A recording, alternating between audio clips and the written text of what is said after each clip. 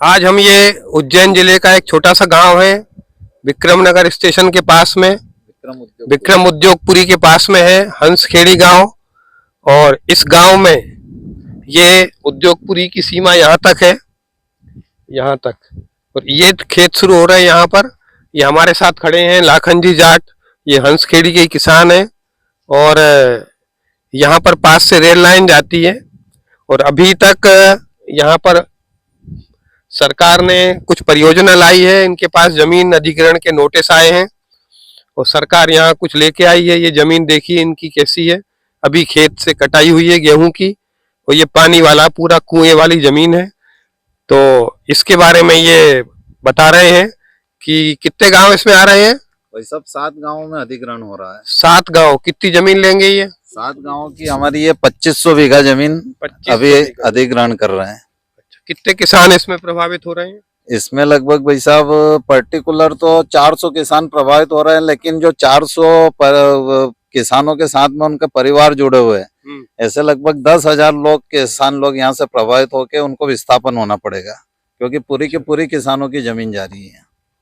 तो ये सरकार यहाँ क्या बनाना चाहती है? ये किसान भाई साहब अधिग्रहण करके ये उद्योगपतियों को दे रही है उद्योग लगाने के लिए। अच्छा, वैसे जमीन क्या भाव की जमीन है ये? हमारी जमीन भाई साहब लगभग ये 1.5 करोड़ रुपए प्रति बीघा, यहाँ का रेट बाजार मूल्य जो है वो 1.5 करोड़ रुपए प्रति बीघा का है। पर ये हमें गाइडलाइन से दोगुना दे रहे हैं और अभी गाइडलाइन हमारी 14 लाख रुपए है। मतलब इसका दोगुना, और किसी गांव की जो हमारा हंसखेड़ी गांव है उसकी 3 लाख रुपए ही है, उसका दोगुना मतलब 6 लाख रुपए बीघा। हमको ये 1.5 करोड़ रुपए बीघे जमीन का 6 लाख दे रहे हैं। अच्छा, तो किसान क्या चाहते हैं?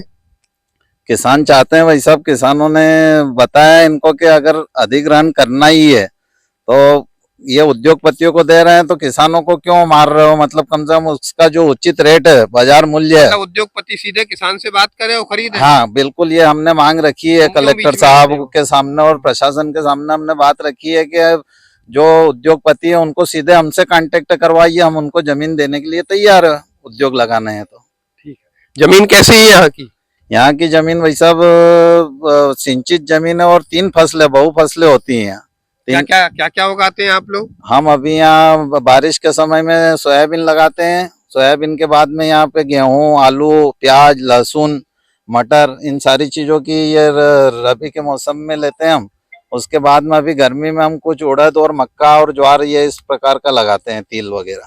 अच्छा, तो ये सरकार की योजनाएं यहाँ कब से चल रही है उद्योग की?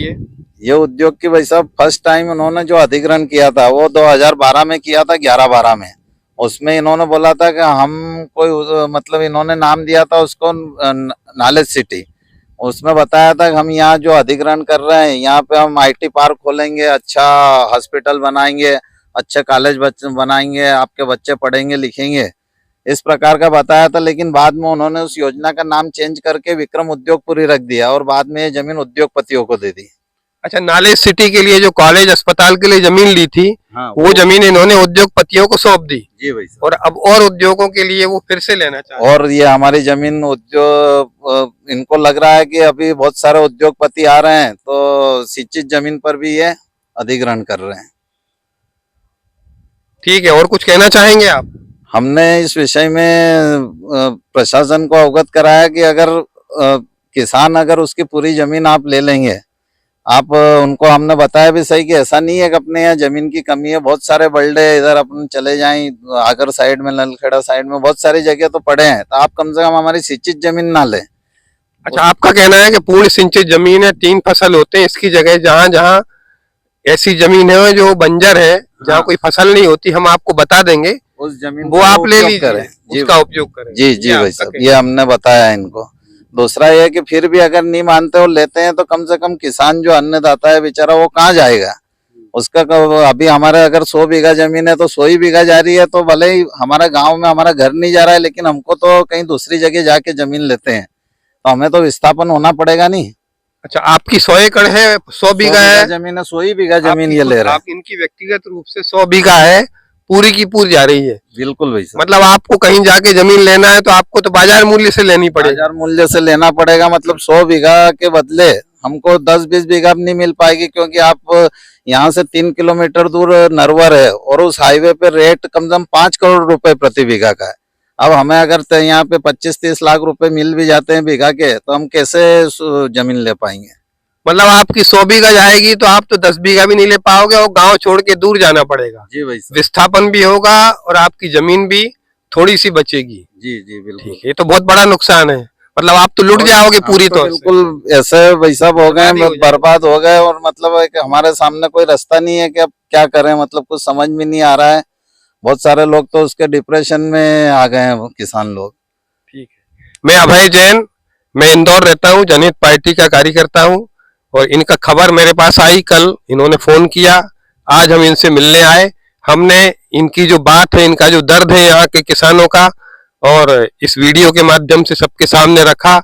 मैं सबसे अपील करता हूँ जो जिन तक ये आवाज जाती है कि इनकी समस्याओं को समझें और इनके लिए, इनके अस्तित्व के लिए खेती जैसा क्षेत्र है जो सबसे महत्वपूर्ण उद्योग है, जो पेट भरता है, और उसके बारे में और किसानों के बारे में संवेदनशील होकर के न्यायपूर्ण तरीके से विचार करें।